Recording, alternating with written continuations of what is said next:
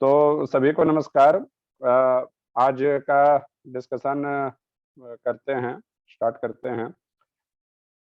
पिछली बार हमने पहले जो हमने तय किया था कि एक बार एनसीईआरटी का जो बेसिक मैक्रो इकोनॉमिक्स है उसके क्या कॉन्सेप्ट्स हैं उसके बारे में ब्रीफली एक बार डिस्कस कर लेते हैं, जिससे कि आप अगर कभी उसको रीड करें या रिवाइज करें तो थोड़ी बेहतर अंडरस्टैंडिंग हो, बेहतर एनालिसिस आप कर सकते हैं उसमें। तो लास्ट टाइम हम देख रहे थे कि मनी एंड बैंकिंग का चैप्टर हम पढ़ रहे थे।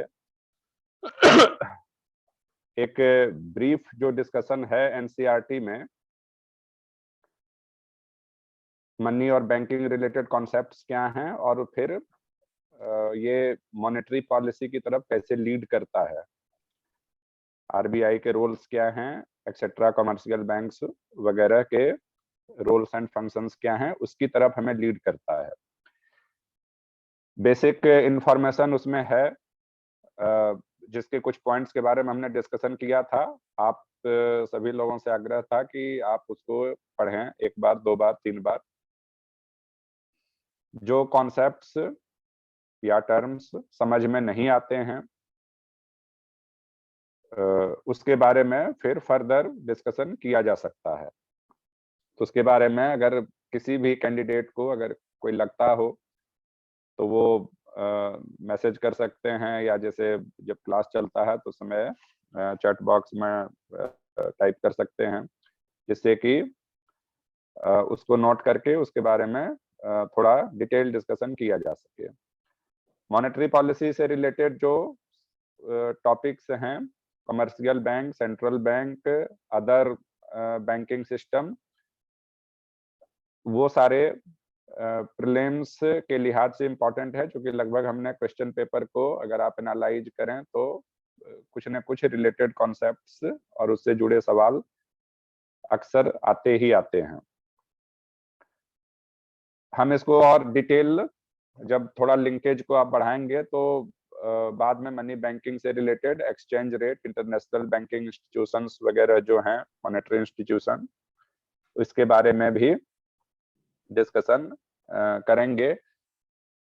फिर इससे मनी मार्केट जो हमारा है पूरा, एक, चूंकि हम एक मॉडर्न कॉम्प्लेक्स इकोनॉमिक सिस्टम में रहते हैं तो एक डिटेल मनी मार्केट का एनवायरनमेंट रहता है। वो क्या है, इंडिया का मनी मार्केट क्या है, इंटरनेशनल लिंकेजेज क्या है, ये सब भी हमें जानने की आवश्यकता होगी। तो अभी सब के लिए एनसीईआरटी पर्याप्त नहीं है, तो जिसके बारे में हमने ये डिस्कस किया था कि आरबीआई के वेबसाइट को एक्टिवली फॉलो कीजिए, जिससे कि आपको monetary policy and role of RBI and tools adopted by RBI to control the money supply and other related topics, actions के बारे में आपको डिटेल उसमें मिलेगा, जो कि एग्जाम पॉइंट ऑफ व्यू से काफी रेलिवेंट हो सकता है, क्योंकि RBI is the central bank of India और money banking and monetary policy से रिलेटेड इवन एक्सचेंज रेट तक से रिलेटेड बहुत सारे जो एक्शंस हैं एंड पॉलिसीज हैं that are taken by the Reserve Bank of India, और इसीलिए वो जो इंफॉर्मेशन अपने वेबसाइट पे शेयर किया है can be considered as very authentic information, जिसका कि आपको डायरेक्ट बेनिफिट मिल सकता है प्रिपरेशन में और फिर क्वेश्चंस को सॉल्व करने में। हमने ये भी कहा था कि आरबीआई के जो इम्पोर्टेंट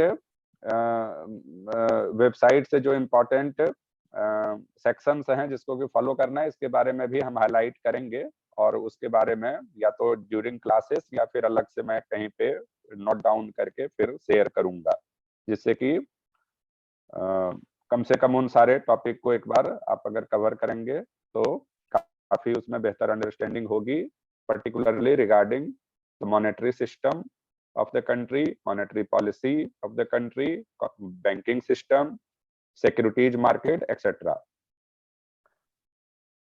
और ये सभी काफी इंपॉर्टेंट टॉपिक्स हैं, आप प्रीवियस ईयर क्वेश्चंस को आप देख सकते हैं।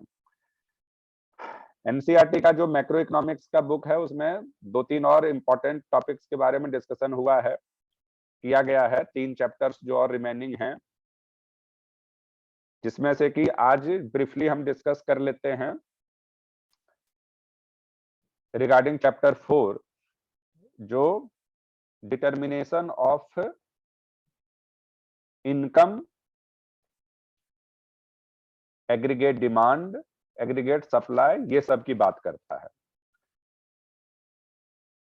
जब नेशनल अकाउंटिंग का चैप्टर अगर आप पढ़ेंगे और उसको कम से कम 3-4 बार पढ़ने की आवश्यकता होगी मिनिमम, तो उसमें जो फ्रीक्वेंटली जो कॉन्सेप्ट हम देख रहे थे वो जीडीपी, जीएनपी एक्सेट्रा था। अब जीएनपी को हम रुपीज टर्म में कन्वर्ट करते हैं कि इतना लाख करोड़ रुपया is the GDP of India in the this financial last financial year और प्रीवियस फाइनेंशियल ईयर। तो ये सारे को एक मॉनेटरी यूनिट में कन्वर्ट करने के लिए हम कोई एक प्राइस लेवल लेते हैं। तो आप सभी देखिए कि ये सारे जो हम जब भी इकोनॉमिक, मैक्रो इकोनॉमिक इंडिकेटर्स की बात करते हैं, we always use some terms frequently, जैसे national income, GDP, price level etcetera.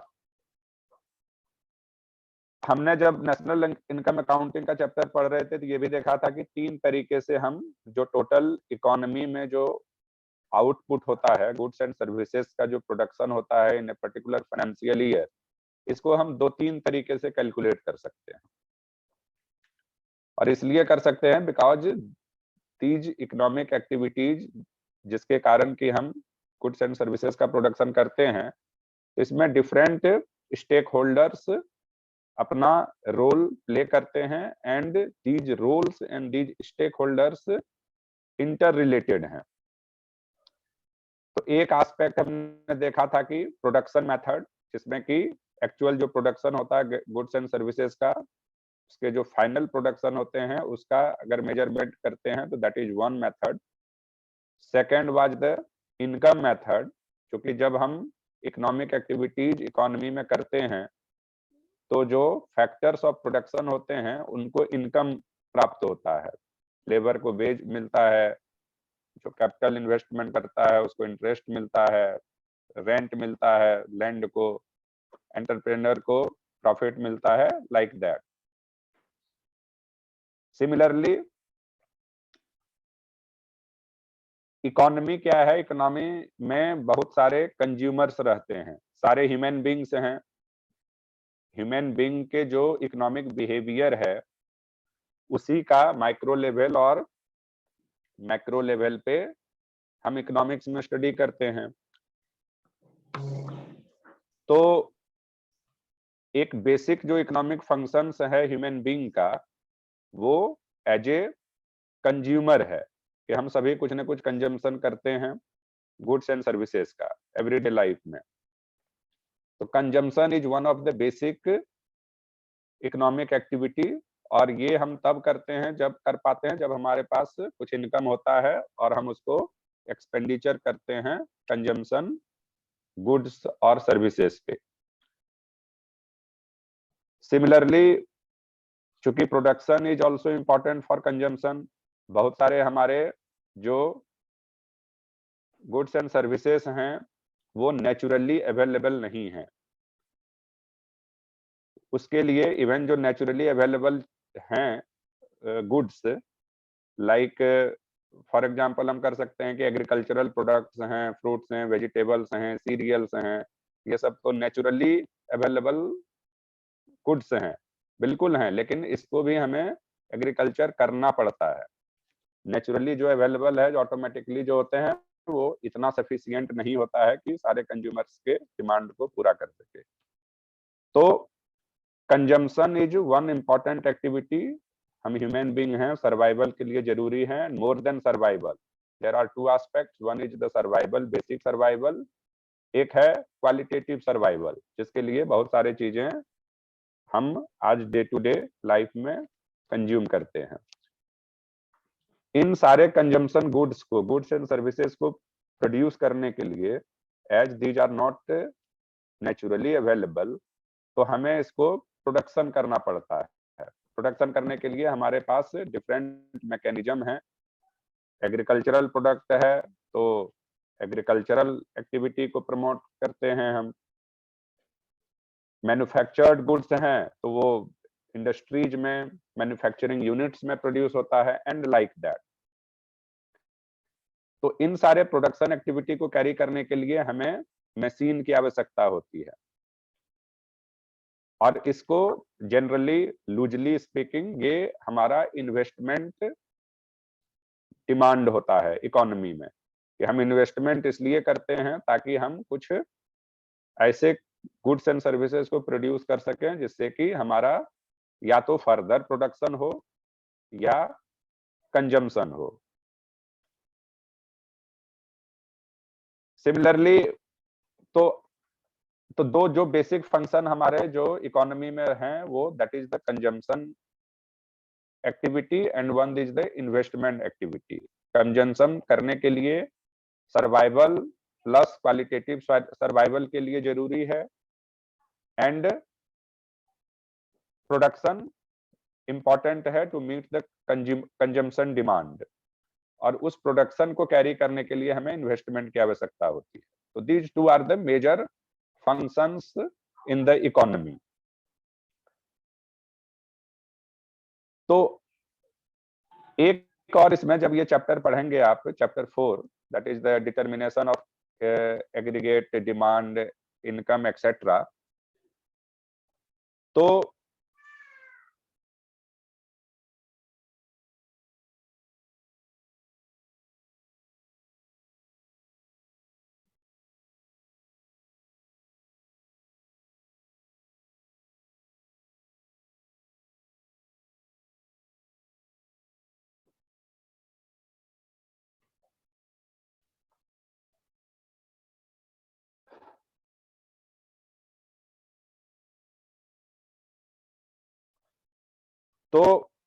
अब एक जो कॉन्सेप्ट इसमें ध्यान देने लायक ये है कि हम जब चैप्टर 2 पढ़ रहे थे about the national income accounting, तो नेशनल इनकम अकाउंटिंग में जनरली हमने ये देखा कि 3 जो मेथड है to calculate the total goods and services production in the economy, और total income received by the factors of production, land, labour, capital, entrepreneur, और the total expenditure done in the economy, consumption expenditure, investment expenditure, government expenditure, etc. and expenditure for export import, import export, net export में और net import में जो हमारा expenditure होता है। तो ये सारे जो चीजें हैं 3 तरह से जो हम मेजरमेंट है, ये किसी एक फाइनेंशियल ईयर में बराबर होना चाहिए, identically it should be equal. और ये बात सही भी है कि होना भी चाहिए, क्योंकि एक इकोनॉमी में एक फाइनेंशियल ईयर में जो टोटल गुड्स एंड सर्विसेज का प्रोडक्शन होता है, उस एक्टिविटी में ही ये सारे चीजें डिस्ट्रीब्यूटेड हैं, चाहे वो इनकम साइड से आप देखें और एक्सपेंडिचर साइड से देखें या प्रोडक्शन साइड से देखें। हाउएवर इसमें ध्यान देने बात ये है कि इकोनॉमिक्स में as we study the behaviour of the human being as economic agent, तो किसी फाइनेंशियल ईयर के बिगिनिंग में सभी जो एजेंट हैं, अब एजेंट कौन कौन है इकोनॉमी में? इकोनॉमी में एजेंट हैं हमारे कंजम्पशन करने के लिए कंज्यूमर्स हैं, प्रोडक्शन करने के लिए प्रोडक्शन एक्टिविटी में जो इन्वॉल्व्ड हैं प्रोड्यूसर्स हैं, वो इन्वेस्टमेंट एक्टिविटी के द्वारा प्रोडक्शन करते हैं। सिमिलरली जो आगे का चैप्टर आप जब पढ़ेंगे तो देखेंगे कि बजट एक इंपॉर्टेंट एक्टिविटी है जो इंडिविजुअल कंज्यूमर से डिफरेंट टाइप की एक्टिविटी है। एक इकोनॉमी में एक सिंगल कंज्यूमर है, एक सिंगल प्रोड्यूसर है, उसके जो बिहेवियर्स हैं, इकोनॉमिक बिहेवियर हैं। गवर्नमेंट एक अलग एंटिटी, चूंकि गवर्नमेंट एक बहुत बड़ी एंटिटी है, बहुत बड़ा ऑर्गेनाइजेशन है, वो जब एक्टिविटी इकोनॉमिक एक्टिविटी कैरी करती है, और इकोनॉमिक एक्टिविटी का मतलब है कि वो कंजम्पशन भी कर सकती है और इन्वेस्टमेंट भी कर सकती है, प्रोडक्शन भी कर सकती है। फॉर एग्जाम्पल, जैसे कोई गवर्नमेंट ऑफिस है, उसको रन करने के लिए पेपर की आवश्यकता है। तो ये पेपर का जब किसी गवर्नमेंट ऑफिस ने डिमांड किया, तो that is like consumption activity. जैसे एक इंडिविजुअल ह्यूमन बीइंग भी डिमांड कर सकता है पेपर का, पेन का, पेंसिल का, etcetera. On the other hand, government कोई प्रोडक्शन एक्टिविटी भी कर सकती है। Government can own A company, A firm, उसको रन कर सकती है, सर्विसेज को डिलीवर कर सकती है। जैसे रेलवे, गवर्नमेंट एक सर्विस प्रोड्यूस करती है, उसको कैरी फॉरवर्ड करने में, रन करने के लिए कुछ वो प्रोडक्शन एक्टिविटी भी करती है, उसके लिए उसको इन्वेस्टमेंट की भी आवश्यकता पड़ती है। तो चूंकि गवर्नमेंट एक बड़ा बिग ऑर्गेनाइजेशन है, बिग एंटिटी है, तो इसको हम सेपरेटली देखते हैं। हालांकि करती ये भी कंजम्पशन या एक्सपेंडिचर, प्रोडक्शन, इन्वेस्टमेंट एक्टिविटी है, जिसको हम टुगेदर क्लब करके गवर्नमेंट एक्सपेंडिचर कहते हैं।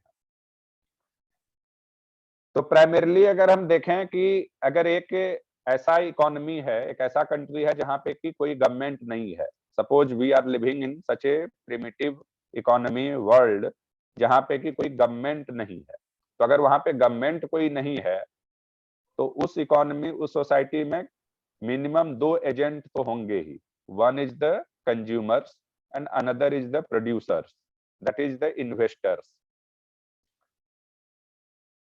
बट जनरली हम देखते हैं कि we live in modern age में, जो हम रह रहे हैं, इसमें लगभग हर कंट्री में कोई ना कोई गवर्नमेंट है। तो बगैर गवर्नमेंट के हम आज कोई कंट्री या नेशन को इमेजिन नहीं कर पा रहे हैं। तो दिस इज द रियलिटी। तो one another important economic agent जो इकोनॉमी में है, वो गवर्नमेंट है। तो जैसे ही हम बेसिक विदाउट गवर्नमेंट का इमेजिन करते हैं, तो that is considered as the two sector economy, जहां सिर्फ कंज्यूमर हैं और इन्वेस्टर्स हैं, प्रोड्यूसर्स हैं। जब हम गवर्नमेंट को इंट्रोड्यूस करते हैं, तो एक तीन सेक्टर इकोनॉमी हमारा क्रिएट होता है, जिसमें कि कंज्यूमर्स हैं, प्रोड्यूसर्स हैं, इन्वेस्टर्स हैं, एंड गवर्नमेंट एक सेपरेट एंटिटी के रूप में है। वो भी या तो कंजम्पशन करती है या इन्वेस्टमेंट करती है प्रोडक्शन एक्टिविटी के लिए, but together this is clubbed as government expenditure. Individual producers और इंडिविजुअल कंज्यूमर से उसका नेचर थोड़ा अलग है, इसलिए उसको सेपरेट ट्रीट करने के लिए। जो मॉडर्न हमारा सिविलाइजेशन है, जिसमें हम रह रहे हैं, that is a not a closed economy. Closed economy in the sense कि हमारे अन्य इकोनॉमी से, अन्य नेशन, अन्य कंट्रीज से, अदर कंट्रीज से भी हमारे इकोनॉमिक रिलेशंस हैं। एंड ये इकोनॉमिक रिलेशंस के चैनल क्या हैं? तो international trade is the most common channel. और ये ऐसा नहीं कि आज से हो रहा है, कि बहुत पहले से भी हो रहा है, लेकिन ये इमेजिन करना बहुत कठिन नहीं है कि इसमें एक समय होगा जब सोसाइटी ऐसी होगी, इकोनॉमी ऐसी होगी, जब इसमें कोई एक्सटर्नल लिंकेजेज नहीं थे। आज भी बहुत सारे छोटे छोटे आइलैंड टाइप के हैं वर्ल्ड में, इस धरती पे, may be in India also. कुछ कम्युनिटी जैसे होंगे रिमोटली लोकेटेड। अदर जो हम पूरा ज्योग्राफी अपना देखें, आप ज्योग्राफी हिस्ट्री वगैरह पढ़ ही रहे होंगे, तो बहुत सारे हमारे पास ऐसे सिविलाइजेशन अभी भी हैं, छोटे कम्युनिटीज हैं जो रिमोटली लोकेटेड हैं। मे बी उनका एक्सटर्नल लिंकेजेज लिमिटेड है, नहीं के बराबर है। मे बी वहां पे कोई इस तरह का वेल फॉर्मुलेटेड गवर्नमेंट सिस्टम भी नहीं है। मे बी वहां पे हो सकता है कि अभी भी कोई करेंसी ना चल रही हो। तो मे बी एक समय we can imagine a time जब कोई ऐसा हमारा एक्सटर्नल लिंकेजेज नहीं था, किसी कम्युनिटी का, किसी सोसाइटी का, किसी कंट्री का, तो उस केस में हम जो फोर्थ सेक्टर है, that is the external sector, उसका वो हम एक्सक्लूड कर देते हैं। बट आज के समय में हम चूंकि काफी लिंक्ड, इंटरनेशनली लिंक्ड सिस्टम में हम रह रहे हैं, तो जब इंटरनेशनल लिंकेज को हम इंट्रोड्यूस करते हैं in the form of export and imports of goods and services, then this is called the four sector economy. तो generally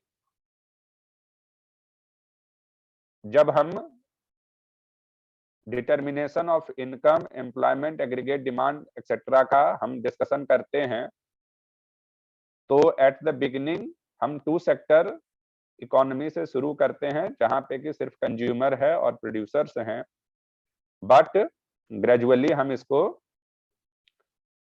three sector economy, government as a separate entity जहां introduce होता है वहां तक ले जाते हैं। देन फिर इंटरनेशनल लिंकेज को जब इंट्रोड्यूस करते हैं, फोर्थ सेक्टर इकोनॉमी की बात करने लगते हैं। तो अब जो हम इसमें डिस्कस कर रहे थे, मेरा जो पॉइंट था फ्लैग करने का, वो ये था कि इकोनॉमिक्स में हम कंटिन्यूअसली चेंजिंग बिहेवियर को एनालाइज करने का प्रयास करते हैं और उसके आधार पे हम समथिंग डेराइव करने का प्रयास करते हैं। Survival is the day to day issue. तो ऐसा नहीं है कि हम कोई पर्टिकुलर एक फाइनेंशियल ईयर को कंसीडर करते हैं, तो उस फाइनेंशियल ईयर में चीजों को एनालाइज करने के लिए ऐसा नहीं है कि उस फाइनेंशियल ईयर के बिगिनिंग में और एंड में मतलब सारा कुछ, सारी घटनाएं, चूंकि जो ये लाइफ है it is a continuous process, तो ह्यूमन बिहेवियर हैं और ह्यूमन एक्शंस हैं, ये कंटिन्यूअस नेचर के हैं। और जब हम इतने सारे लोगों का, वर्ल्ड का पॉपुलेशन अभी जितने भी है 600-700 करोड़ जितना भी है, तो इतने बड़े, इतने लोगों के जो एक्शंस हैं, बिहेवियर हैं, ये कोई ऐसा नहीं है कि कोई कंट्रोल्ड एक्सपेरिमेंट हम नहीं कर सकते हैं, लाइक लेबोरेटरी, कि हमने कोई चीज को, वेरिएबल को कंट्रोल कर लिया और फिर बाकी चीजें उसके आधार पे एनालिसिस कर सकते हैं। उतनी लिबर्टी हमारे पास नहीं है। तो इसलिए हम सर्टेन एजम्पशन को मानते हुए, कुछ चीजों को एज्यूम करते हुए हम अपना ये पूरा एनालिसिस करते हैं। और इसीलिए इस पूरे जो मैक्रो इकोनॉमिक कॉन्सेप्ट्स हैं, इसके एनालिसिस करने के लिए इसको मैथमेटिकली और लॉजिकली इसको डेराइव करने के लिए हम सर्टेन एजम्पशंस को एज्यूम करते हैं और उसके आधार पे कुछ मॉडल्स क्रिएट करते हैं, जिसको कि मैक्रो इकोनॉमिक मॉडल्स कहते हैं। तो मॉडल क्या है कि मॉडल एक तरह से जो डे टू डे एक्चुअल में हम कोशिश करते हैं to analyse the real life economic decisions as taken by the economic agents in the economy. लेकिन उसको एनालिसिस करने के लिए हमारे पास कोई ऐसा सिस्टम नहीं है कि हम बिहेवियर को कंट्रोल कर लें इकोनॉमिक एजेंट्स के। तो उसके आधार पे हम एक सिंप्लीफाइड मॉडल क्रिएट करते हैं बेस्ड ऑन सर्टेन एजम्पशन। उसके बारे में अभी देखेंगे। बेसिकली जो आपका चैप्टर 4 है इसी के बारे में कहने का प्रयास करता है कि what are the macroeconomic model, और उन मॉडल्स के आधार पे हम किस प्रकार से aggregate demand, aggregate supply, price level, income etcetera को डिटरमिन कर सकते हैं और मैथमेटिकली, लॉजिकली भी उसको हम एक्सप्लेन कर सकते हैं। तो इसमें हम जो एक और कहने का प्रयास कर रहे थे कि जब हम एक फाइनेंशियल ईयर में कोई भी चीजें को डेराइव करने का प्रयास करते हैं, तो फॉर एग्जांपल जैसे करंट फाइनेंशियल ईयर है हमारा 2022-23, 1 अप्रैल से ये शुरू हुआ, 1 अप्रैल 2022 से 31 मार्च 2023 तक चलेगा। अब 1 अप्रैल 2022 से 1 अप्रैल 2023 के बीच बहुत सारे इकोनॉमिक घटनाएं होंगी, इकोनॉमिक डिसीजंस लिए जाएंगे, लिए जा रहे हैं on day to day basis. that is taken by either the government or the consumers or the investors or producers or international players, international financial monetary institution and so on, endless है। अब अगर हम इसको इस पूरे financial year में क्या चीजें हुई थी, कितना प्रोडक्शन हुआ था, कितना कंजम्पशन हुआ था, कितना एक्सपेंडिचर हुआ, कितना इनकम हुआ, ये सारे को हम अगर 2024 में अगर बैठ के एनालिसिस करेंगे तब तो हमारे पास सारा कुछ है, डेटा है, जो भी हो चुका होगा, all the decisions, all the production, तो हम इसको आराम से एनालाइज कर सकते हैं। बट ह्यूमन बीइंग का जो नेचर है वो ऐसा नहीं है कि चीजों को के बारे में बिल्कुल एज इट इज वो इसको मतलब ये करता है, डिसाइड करता है कि जैसी चीजें हो रही हैं होने दें, इसमें हमारा कोई इसमें कंट्रीब्यूशन नहीं है। करने का मतलब ये है कि ह्यूमन बीइंग जो है ये आगे आने वाले ईयर्स के लिए प्लान करता है, सर्टेन प्लानिंग करता है, एवरीवन। तो इकोनॉमिक जो एजेंट्स हैं इन द इकोनॉमी में वो चीजें को टेकन ग्रांटेड केवल नहीं लेते हैं, बल्कि वो जैसे 1 तारीख से 1 अप्रैल 2022 से 31 मार्च 2023 के बीच इस ड्यूरेशन में जो 365 दिन में जो इकोनॉमिक एक्टिविटीज होंगी, ये सारे economic activities suddenly at random नहीं हुई होंगी। 1 अप्रैल 2022 के पहले ऑलमोस्ट ठीक है, इकोनॉमिक एजेंट्स ऐसा नहीं है कि एकदम सारे सडनली चेंज हो जाते हैं, मोस्टली लगभग वही रहते हैं, कुछ को छोड़ के। कुछ जगह सरकारें बदल गई होंगी, कुछ जगह कुछ लोग अमीर हो गए होंगे, कुछ लोग गरीब हो गए होंगे, इस तरह से कुछ चीजें चेंज होती रहती हैं। लेकिन ओवरऑल ऐसा नहीं है कि जो सारे इकोनॉमिक एजेंट 1 अप्रैल 2022 को थे वो 1 अप्रैल 2022 को सडनली अपीयर हुए, ऐसा तो है नहीं। वो लोग पहले भी थे, मार्च में भी थे, फरवरी में भी थे, जनवरी में भी थे। और ये सारे इकोनॉमिक एजेंट्स क्या थे कि आने वाले फाइनेंशियल ईयर में मोस्टली, मैंने ऐसे बहुत कम ही इकोनॉमिक एजेंट्स हैं जो कि कोई प्लान नहीं करते हैं, एंटिसिपेट नहीं करते हैं, ऐसे साधु सन्यासी टाइप के कि कल जो होगा देखा जाएगा, कल की कोई चिंता नहीं है, कोई प्लानिंग नहीं है, ऐसे बहुत कम लोग होते हैं। तो every economic agent as per their understanding and capabilities and other जो भी उनके पास अवेलेबल इंफॉर्मेशन हैं, इसके आधार पे they anticipate, try to plan for coming years, coming days.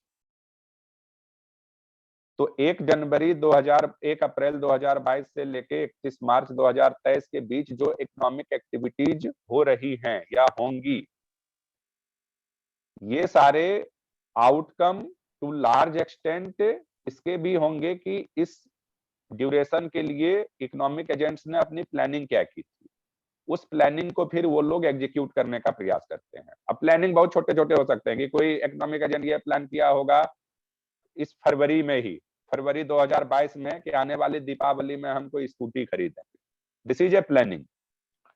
हो सकता है कि वो खरीद ना पाए, या ये भी हो सकता है कि स्कूटी के बजाय मन चेंज हो गया हो कि नहीं चलो अब हम कार खरीदेंगे, या ये भी हो सकता है कि ड्रॉप कर दे कि बेकार में है, बहुत पोल्यूशन बढ़ रहा है, कि साइकिल ही बेहतर है, हेल्थ के लिए भी अच्छा है, कंपैरेटिवली कम कॉस्ट में भी हो जाता है, जरूरत नहीं है। But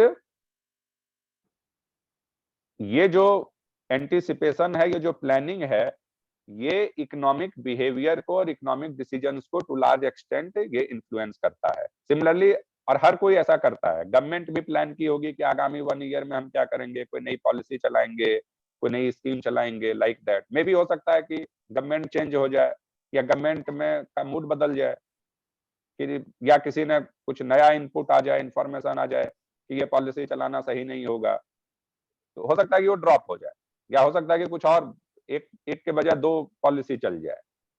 similarly production, common example बहुत सारे हैं, मोबाइल है जो day to day consumption activities हैं, तो मोबाइल जो प्रोड्यूसर हैं, फर्म्स हैं, Samsung, Nokia, Apple, like that. हो सकता है कि वो ये प्लान किया हो कि, और प्लान करने का आधार क्या है, प्रीवियस डेटा जो उनके पास है। उन्होंने प्लान किया हो कि इस बार कम से कम सैमसंग के इंडिया में 10 लाख यूनिट मोबाइल सेल होगा, उसका प्लानिंग है। तो उसके अनुसार से हमें प्रोडक्शन कैपेसिटी अपनी तैयार करनी है। हो सकता है कि लोगों में जागरूकता आ जाए कि अब हम मोबाइल का यूज ज्यादा नहीं करेंगे, तो 10 लाख का बजाय हो सकता है कि 5 ही लाख बिके। या ये भी हो सकता है कि 10 लाख के बजाय हो सकता है कि डिमांड 12 लाख का हो जाए, और मोबाइल फोन का लोग डिमांड बढ़ गया हो कि अब एक से जरूर काम नहीं चलेगा, हम 2-2 रखेंगे। बट ये सारी जो इकोनॉमिक एक्टिविटीज हैं, डिसीजंस हैं, जिस फाइनेंशियल ईयर की बात कर रहे हैं हम, केवल उस फाइनेंशियल ईयर के डिसीजंस एंड थिंकिंग के आधार पे ही नहीं होता है। Point is that these economic decisions and activities are taken as per the planning and anticipations done by the economic agents before the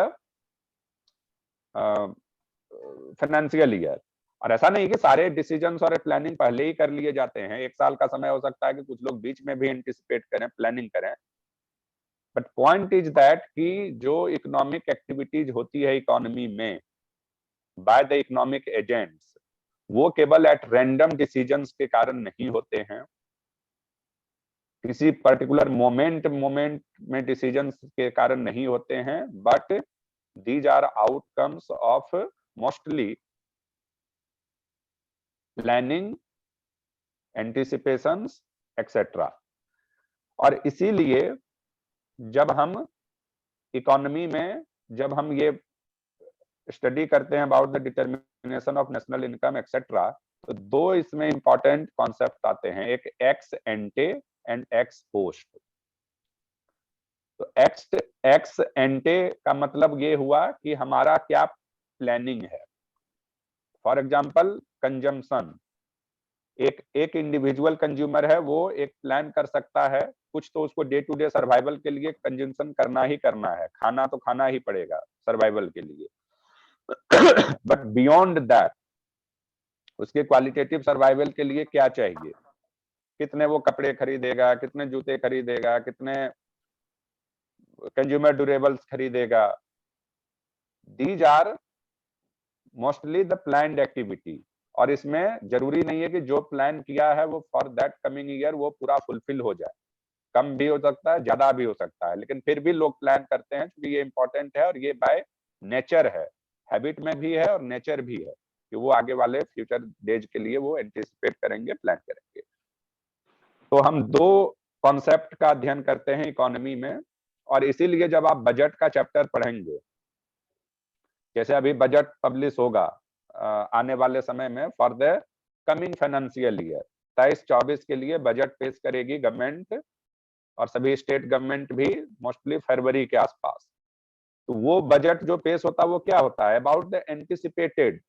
अब 23-24 में क्या चीजें होंगी ये नोबडी नोज, हमें कोई अंतर्यामी कोई नहीं है कि आगे क्या सिचुएशन होगा उसके बारे में, बट फिर भी बजट पेश करते हैं because we anticipate on the basis of previous information कि अगर बहुत सारा कुछ मतलब ड्रास्टिक चेंजेस नहीं हुआ, तो जो चीजें इस फाइनेंशियल ईयर में हुई है, जैसा सिचुएशन इस फाइनेंशियल ईयर में है, मोस्टली वैसा ही अगले फाइनेंशियल ईयर में होगा।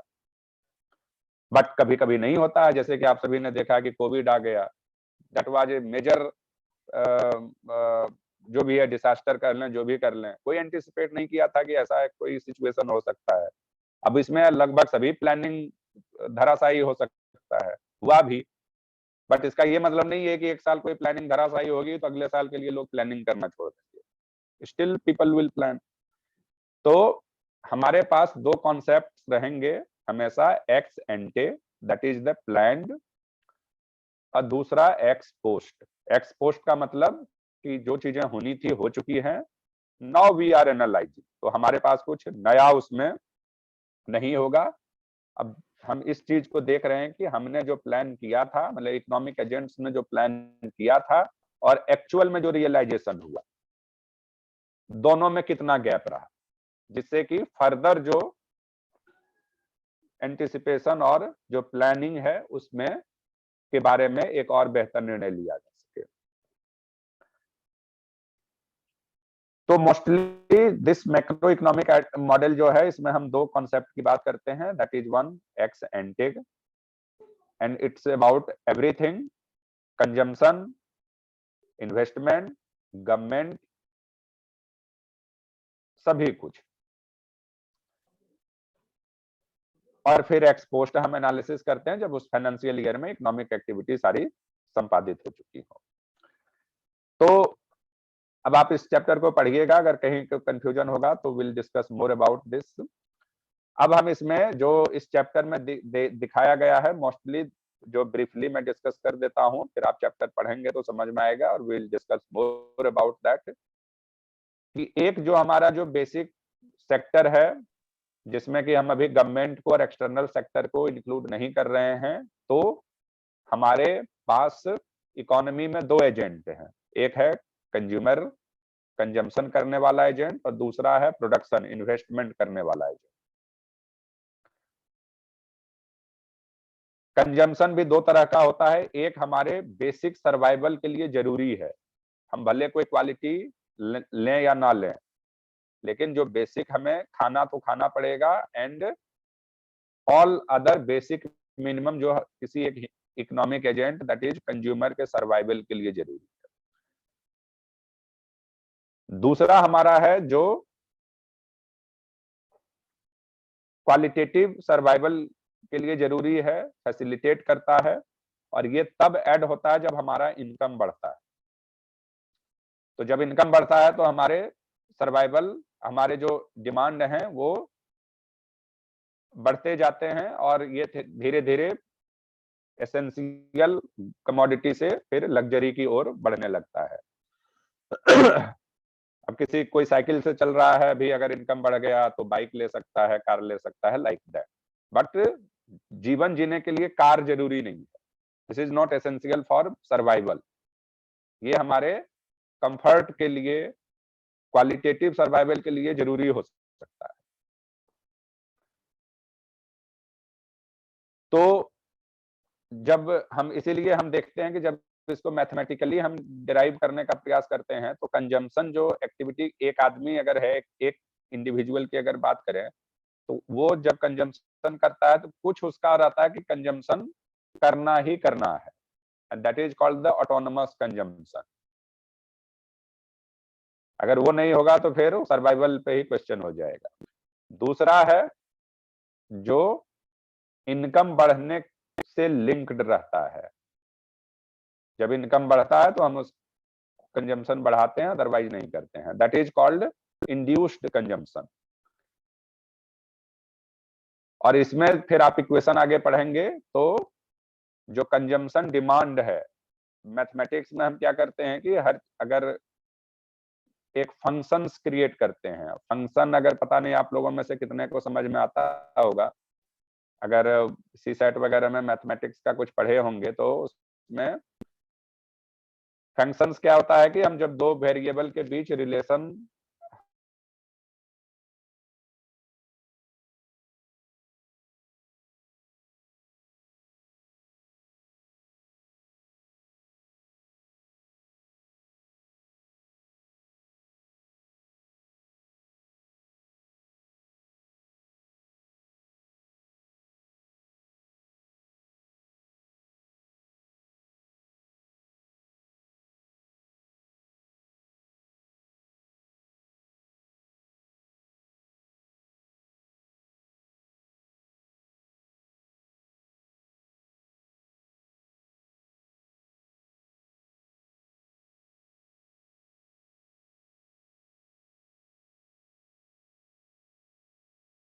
सर की वीडियो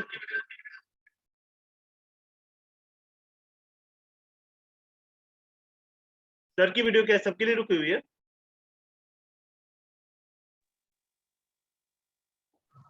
यस सर।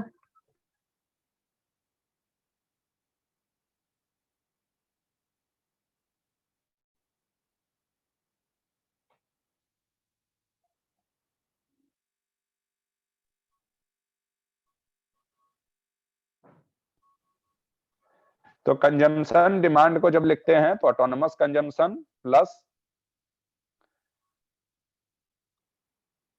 एक टर्म यूज करते हैं that is called the propensity to consume, marginal propensity to consume आप पढ़ेंगे, that is small C into Y, जहां पे y इज द इनकम और ये जो पार्ट है that is small C into Y, ये इंड्यूस्ड कंजम्पशन है, that is that part of the consumption which is dependent on Y, कि अगर इनकम बढ़ेगा तो उसको करेगा व्यक्ति, अगर नहीं बढ़ेगा तो नहीं करेगा।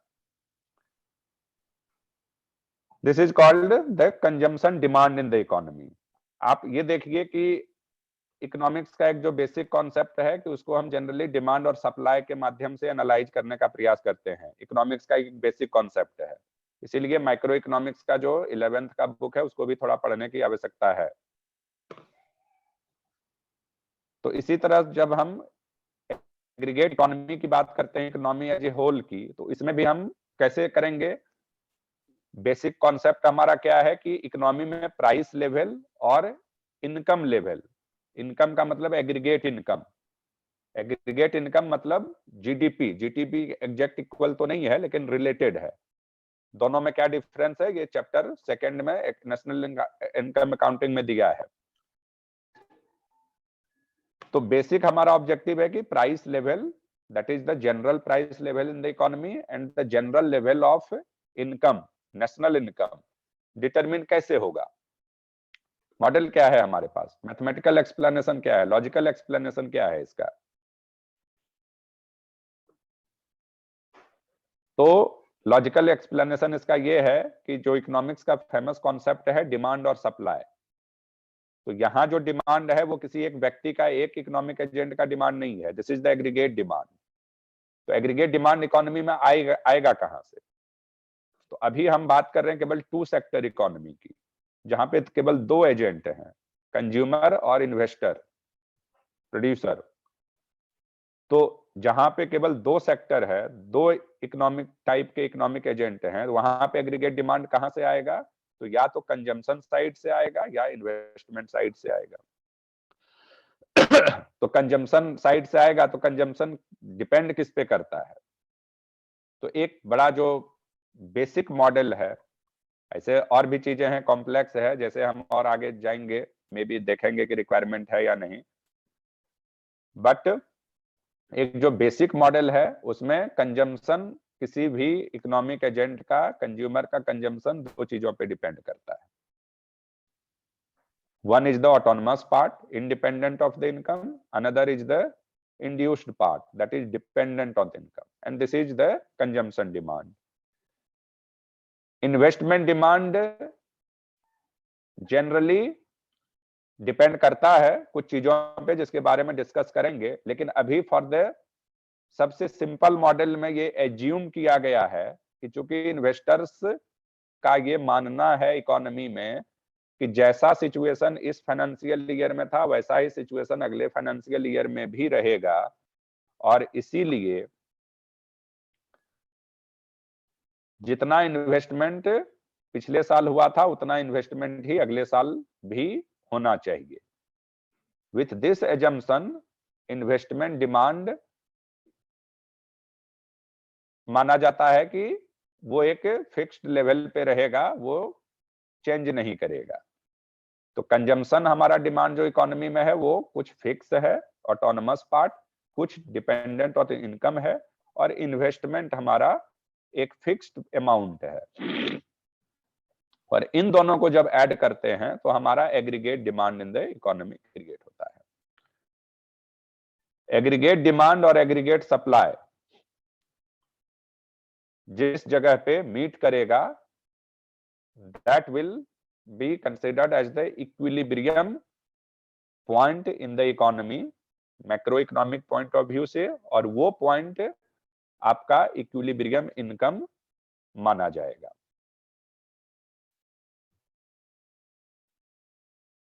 अब दो इसमें कॉन्सेप्ट और इसमें आएगा कि एक तो जब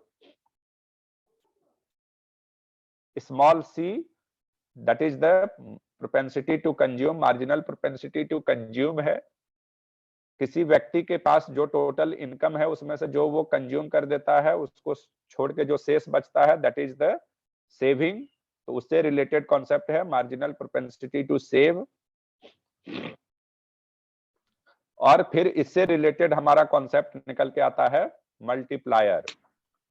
जैसे कि हमने मनी बैंकिंग के चैप्टर में देखा था मनी मल्टीप्लायर, अगर आप सभी में किसी ने पढ़ा होगा तो उसको एक बार आप चेक करिए, we can discuss little bit more about that. Similarly यहाँ पे इकोनॉमी में इन्वेस्टमेंट मल्टीप्लायर का कॉन्सेप्ट आता है इससे, marginal propensity to consume and marginal propensity to save से। We'll discuss little bit more about this concept also। और इस प्रकार से फिर हमारा equilibrium point of national income determine होता है इकोनॉमी में। इकोनॉमिक्स के वही बेसिक जो टूल है डिमांड और सप्लाई का, तो यहाँ पे हम एग्रीगेट डिमांड और एग्रीगेट सप्लाई के माध्यम से हम ये करने का प्रयास करते हैं। अब पॉइंट आएगा कि इसमें अब ये बड़ा एकदम सिंपलेस्ट मॉडल है, बट हमारी आज की जो इकोनॉमी है वो इतनी सिंपल नहीं है, काफी कॉम्प्लेक्स इकोनॉमी है। कंजम्पशन भी बहुत सारे अन्य चीजों पे डिपेंड करती है, इन्वेस्टमेंट भी बहुत सारे अन्य चीजों पे डिपेंड करती है, वो फिक्स नहीं है। फिर तीसरा सेक्टर है हमारा गवर्नमेंट भी है, चौथा सेक्टर भी है इंटरनेशनल लिंकेज है। तो इन सारे को, और ये सारे हमें इंपॉर्टेंट है क्योंकि हमारे ये इकोनॉमिक पॉलिसीज को, फिस्कल पॉलिसी, बजटरी पॉलिसी, सब इससे जुड़ जाते हैं। तो ये जो बेसिक मॉडल है इसके बारे में आप सभी लोग पढ़िए, तो हम इस बेसिक मॉडल को हम आगे बढ़ाएंगे, ट्विस्ट करेंगे, नए सेक्टर्स को, थर्ड सेक्टर में जाएंगे, फोर्थ सेक्टर में जाएंगे, तो किस प्रकार से चीजें अफेक्ट होगी इसके बारे में हम डिस्कस करेंगे। मे बी कल के क्लास में डिस्कस करेंगे। और इसमें कुछ पॉइंट्स हम नोट्स के फॉर्म में भी अगर कर पाएंगे तो वो शेयर करने का प्रयास करेंगे, जिससे कि आपको, देखिए इसमें पॉइंट यही है कि इसको थोड़ा बहुत ज्यादा मैथमेटिकल नहीं है, थोड़ा बहुत इक्वेशन के फॉर्म में है, इसको पढ़ने का प्रयास करिए। इसमें बहुत सारे क्वेश्चंस आ सकते हैं। जैसे कल गवर्नमेंट सेक्टर को इंट्रोड्यूस करके जब हम डिस्कशन करेंगे तो टैक्स आएगा, तो कल क्वेश्चन पूछ सकता है, ऑप्शनल क्वेश्चन, ये मल्टीपल चॉइस क्वेश्चन बड़े अच्छे हो सकते हैं कि चलो भाई आप टैक्स हमने बढ़ा दिया, टैक्स रेट बढ़ा दिया, तो उससे नेशनल इनकम पे क्या इम्पैक्ट पड़ेगा, बढ़ जाएगा, घट जाएगा, लाइक दैट। गवर्नमेंट एक्सपेंडिचर, कोई एक नया स्कीम अगर गवर्नमेंट ने शुरू कर दिया, वेलफेयर स्कीम्स, क्या इम्पैक्ट होगा उसका नेशनल इनकम पे, बढ़ जाएगा, घट जाएगा। We can analyze with the help of this type of models. तो हम शुरुआत करेंगे पढ़ना टू सेक्टर मॉडल से, जहां पे कि सिर्फ दो इकोनॉमिक एजेंट हैं, कंज्यूमर और प्रोड्यूसर, इन्वेस्टर्स। हम उसमें फिर तीसरा सेक्टर इंट्रोड्यूस करेंगे, गवर्नमेंट, जो इटसेल्फ एक ह्यूज सेक्टर है, और फिर इंटरनेशनल लिंकेज, एक्सपोर्ट इंपोर्ट। और तब हम देखेंगे कि डिफरेंट कॉन्सेप्ट का नेशनल इनकम पे क्या इम्पैक्ट पड़ सकता है। हम थोड़ा बहुत छेड़छाड़ अगर उसमें करते हैं तो, कभी टैक्स और गवर्नमेंट या अन्य सभी लोग करते ही रहते हैं, कभी इंटरेस्ट रेट इधर उधर हो गया, कभी टैक्स बढ़ गया, घट गया, कभी गवर्नमेंट एक्सपेंडिचर बढ़ गया, घट गया। तो इन सब के कारण हमारा overall economic impact aggregate demand और सप्लाई पे क्या पड़ेगा, और उसके कारण हमारा इक्विलिब्रियम पे, नेशनल जो इक्विलिब्रियम है, मैक्रो इकोनॉमिक इक्विलिब्रियम, उस पे क्या इम्पैक्ट पड़ेगा, इस पे डिस्कस करेंगे। और ये काफी यूजफुल चैप्टर होगा, जिसपे कि हमारा क्वेश्चंस फॉर्म हो सकते हैं। अगला जो चैप्टर है बजट वाला, वो भी इससे लिंक्ड हो जाएगा, एनसीईआरटी का जो नेक्स्ट चैप्टर है, और उसके अगला जो इंटरनेशनल लिंकेज वाला चैप्टर है। तो आप धीरे धीरे देखेंगे कि ये सभी सब चैप्टर आपस में लिंक हो जाते हैं इसी मॉडल के एनालिसिस के दौरान। तो आज का मैं अभी डिस्कशन क्लोज कर रहा हूं। कल हम फिर 9:30 के आसपास, 9:15 9:30 तक जुड़ जाएंगे। तो ये पूरा फोर्थ सेक्टर इकोनॉमी तक कोशिश करेंगे, डिस्कस करेंगे, और फिर इससे काफी यूजफुल इंफॉर्मेशन निकल के आएगा। किसी के अगर कोई पॉइंट्स हो क्विकली तो बता सकते हैं, जिससे कि हम इसको और टेकअप कर पाए। या पिछले अगर कुछ कॉन्सेप्ट को पढ़ा हो उसके बारे में।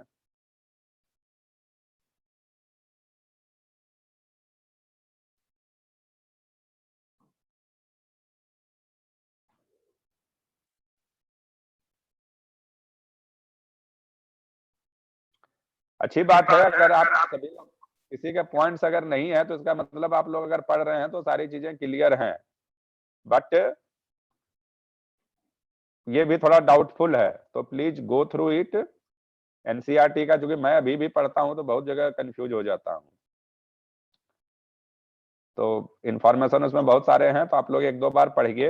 अगर कहीं पे कंफ्यूजन अगर आ रहा हो तो डेफिनेटली करिए, जितना डिस्कस करेंगे उतना आपकी भी क्लैरिटी बढ़ेगी और प्रिपरेशन ज्यादा अच्छा होगा। तो खैर विल डिस्कस, कंटिन्यू करेंगे डिस्कशन को, और इसके आधार पे कुछ क्वेश्चंस वगैरह भी फॉर्म करके डिस्कस करने का प्रयास करेंगे कल के सुबह के लेक्चर में। Thank you. Thank you sir. Thank you, sir.